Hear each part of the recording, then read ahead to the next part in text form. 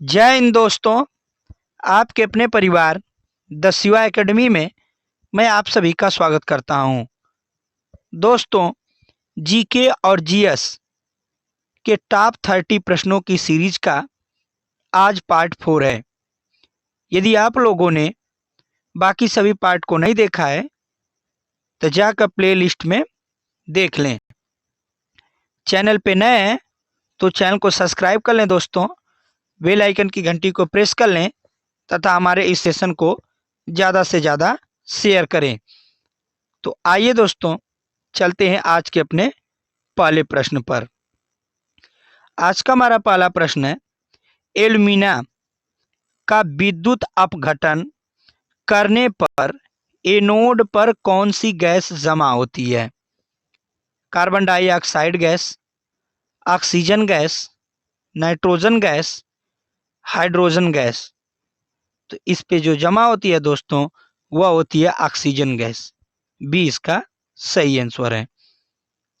अगला प्रश्न, प्रश्न नंबर 2। इस्पात में कितना प्रतिशत कार्बन होता है? 4%, 2%, 5% या 3%? तो इसका जो सही जवाब है दोस्तों वो है बी, 2% इस्पात में दोस्तों कार्बन की मात्रा होती है। अगला प्रश्न, प्रश्न नंबर 3। रक्त का दाब किस यंत्र से मापा जाता है? Pyrometer, anemometer, sphygmomanometer, galvanometer. तो रक्त का जो दाब नापा जाता है दोस्तों वह नापा जाता है स्फिग्मोमैनोमीटर से। सी इसका बिल्कुल सही जवाब है। आगे देखते हैं अगला प्रश्न। छींकने से दिल की धड़कन कितने सेकंड के लिए रुक जाती है और फिर जारी रहती है? 1 सेकंड, 7 सेकंड, 4 सेकंड या 3 सेकंड? बताइए दोस्तों कि छींकने पर दिल की धड़कन कितने सेकंड के लिए रुक जाती है? तो यह रुकती है दोस्तों केवल 1 सेकंड के लिए। ये इसका सही आंसर है। अगला प्रश्न, प्रश्न नंबर 5। किस विज्ञानमयी पक्षियों से संबंधित अध्ययन किया जाता है? करें, किस विज्ञानमयी पक्षियों से संबंधित अध्ययन किया जाता है? बताइए दोस्तों इसका कौन सा जवाब हो जाएगा? तो इसका जो सही जवाब है दोस्तों वह है बी, ऑस्टियोलॉजिस्ट। इसको क्या कहते हैं दोस्तों? ऑस्टियोलॉजिस्ट कहते हैं। आगे देख लेते हैं अगला प्रश्न। निम्नलिखित में से किसकी वेदन क्षमता अधिक है? क्षमता नहीं दोस्तों, क्षमता होगा। किसकी वेदन क्षमता सबसे अधिक है? न्यूट्रॉन, बीटा किरणें, अल्फा किरणें, गामा किरणें। तो इसका जो सबसे ज्यादा वेदन क्षमता होती है दोस्तों वह होती है गामा किरणों की। तो डी इसका सही आंसर है।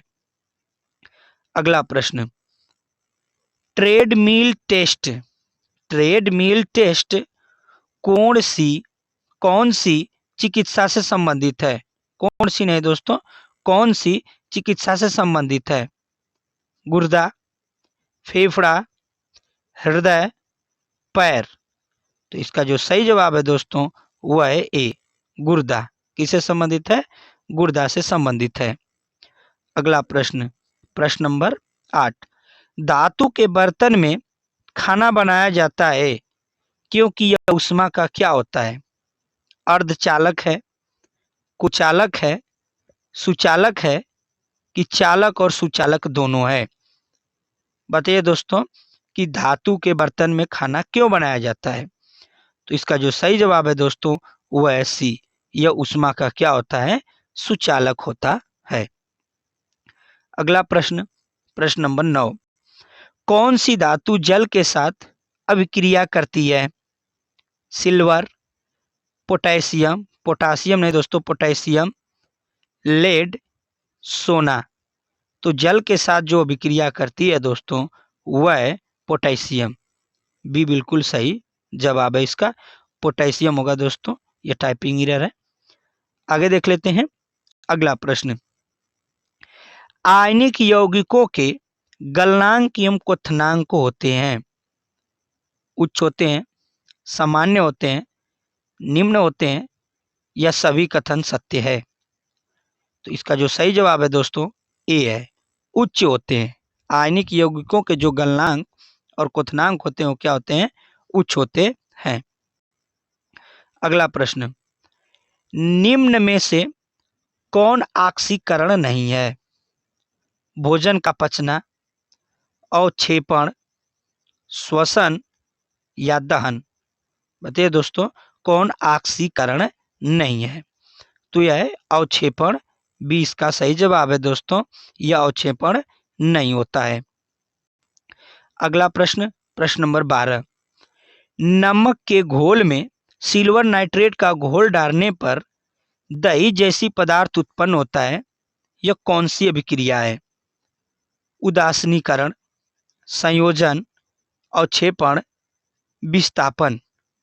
तो इसका हो जाएगा दोस्तों ए, उदासीनीकरण है। कौन सी क्रिया कहलाती है? उदासीनीकरण क्रिया कहलाती है। अगला प्रश्न, संक्षारण किस प्रकार की अभिक्रिया है? अवक्षेपण अभिक्रिया, उपचयन अभिक्रिया, संयोजन अभिक्रिया या अपचयन अभिक्रिया? तो संक्षारण है जो दोस्तों वह है उपचयन अभिक्रिया, भी इसका सही आंसर है। आगे देख लेते हैं अगला प्रश्न, किसी रासायनिक अभिक्रिया में ऑक्सीजन के अनुपात का बढ़ना क्या कहलाता है? विस्थापन अभिक्रिया, ऊष्माशोषी अभिक्रिया, उपचयन अभिक्रिया या अपचयन अभिक्रिया? तो किसी रासायनिक अभिक्रिया में ऑक्सीजन के अनुपात का बढ़ना दोस्तों वह कहलाता है उपचयन अभिक्रिया, सी इसका सही है। आगे देख लेते हैं अगला प्रश्न, निम्न में कौन सी अभिक्रियाओं के युग्म हमेशा साथ साथ होते हैं? ऑक्सीकरण और अवकरण, संयोजन और विघटन, उदासीनीकरण और विस्थापन, अवक्षेपण और विस्थापन? तो वह है दोस्तों सी, उदासीनीकरण और विस्थापन अभिक्रिया है दोस्तों, ये जो दोनों युग्म हमेशा साथ साथ होते हैं, उदासीनीकरण और विस्थापन। आगे देख लेते हैं, सोडियम हाइड्रोक्साइड और हाइड्रोक्लोरिक अम्ल की अभिक्रिया से सोडियम क्लोराइड और जल बनाते हैं, यह कौन सी अभिक्रिया है? उदासीनीकरण, संयोजन, अवक्षेपण, विघटन? तो यह है दोस्तों ए इसका सही हो जाएगा, उदासीनीकरण इसका सही आंसर है। अगला प्रश्न, किसी अभिक्रिया में भाग लेने वाले पदार्थ क्या कहलाते हैं? ऑक्सीकारक, अभिकारक, प्रतिफल, अवकारक? तो इसका जो सही जवाब है दोस्तों वह है बी, अभिकारक कहलाते हैं। किसी अभिक्रिया में भाग लेने वाले पदार्थ अभिकारक के नाम से जाने जाते हैं। अगला प्रश्न, श्वसन किस प्रकार की अभिक्रिया है?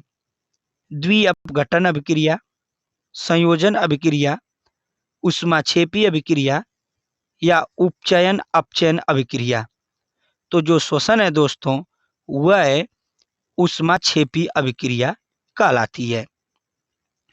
अगला प्रश्न, प्रबल अम्ल और दुर्बल क्षारक से बने लवण का पीएच मान क्या है? बताइए दोस्तों कि प्रबल अम्ल और दुर्बल क्षारक से बने लवण का जो पीएच मान होता है वो कितना होता है? तो वह होता है 7 से कम, याद रखिएगा इसको। आगे देख लेते हैं अगला प्रश्न, क्षारक को जल में घोलने पर क्या मुक्त होते हैं? दोनों ion, OH ion, H+ ion, कोई आयन नहीं? तो क्षारक को जल में घोलने से जो मुक्त होता है दोस्तों वह है अपना OH आयन, यही मुक्त होता है। आगे देख लेते हैं अगला प्रश्न, मैग्नीशियम के दहन से जो उत्पादक बनते हैं वह क्या है? उदासीन है, अम्लीय है, क्षारीय है या सभी? तो मैग्नीशियम के दहन से जो उत्पाद बनता है दोस्तों वह कहलाता है क्षारी। सी इसका सही आंसर है। अगला प्रश्न, सोडियम, लिथियम, कैल्शियम और निकिल में से किस धातु को चाकू से काटा जा सकता है? लिथियम, कैल्शियम, सोडियम या डी कह रहा है सभी को चाकू से काटा जा सकता है। तो इसका जो सही जवाब है दोस्तों वह सिर्फ है सी, सोडियम को चाकू से काट सकते हैं, बाकी किसी को चाकू से नहीं काटा जा सकता। आगे चलते हैं अगले प्रश्न पर। आभूषण बनने वाला सोना होता है, बताइए दोस्तों कि आभूषण बनने वाला सोना कैसा होता है? 22 कैरेट का, 23 कैरेट का, 16 कैरेट का या डी कह रहा है 24 कैरेट का? बताइए। तो आभूषण जो बनने वाला सोना होता है दोस्तों तो वह होता है 22 कैरेट का। 22 कैरेट के सोने से आभूषण बनाया जाता है। आगे चलते हैं अगले प्रश्न पर। सिल्वर तथा कॉपर उष्मा के अचालक हैं, कम चालक हैं, सबसे अच्छा चालक है या सबसे अच्छे कुचालक हैं? तो जो सिल्वर तथा कॉपर होते हैं दोस्तों वह उष्मा के सबसे अच्छे चालक होते हैं। सी इसका सही जवाब है। आगे देख लेते हैं अगला प्रश्न। इनमें से कौन सी धातु द्रव अवस्था में पाई जाती है? मरकरी, चांदी, लोहा या अन्य? तो इसमें द्रव अवस्था में जो पाई जाती है दोस्तों धातु वह होती है मरकरी। ये इसका सही है। आगे देख लेते हैं अगला प्रश्न। निम्नलिखित में से किस धातु को किरोसिन में डुबा कर रखते हैं? जिंक, मैग्नीशियम, सोडियम या सभी को? तो इसका जो सही जवाब है दोस्तों वह है सी, सोडियम को किरोसिन में डुबाकर रखा जाता है जो कि एक धातु है। अगला प्रश्न होगा, निम्न में से कौन अधातु पानी में डुबाकर रखी जाती है? अब पूछ रहा है दोस्तों कि कौन ऐसी अधातु है जो पानी में डुबाकर रखी जाती है? आयोडीन, सल्फर, श्वेत फास्फोरस, लाल फास्फोरस? तो इसका सही जवाब होगा दोस्तों सी, श्वेत फास्फोरस अधातु है जिसको पानी में डुबाकर रखा जाता है। आगे देख लेते हैं अगला प्रश्न। निम्न में से कौन सी धातु तार के रूप में उपलब्ध है?